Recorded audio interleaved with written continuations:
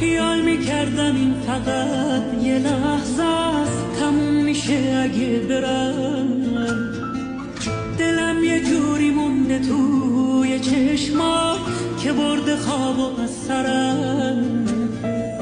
دلم یه کاری کرده با غرورم که مثل بچه‌ام تا از تو دورم، که وقتی میری بغض از چشم میشورم.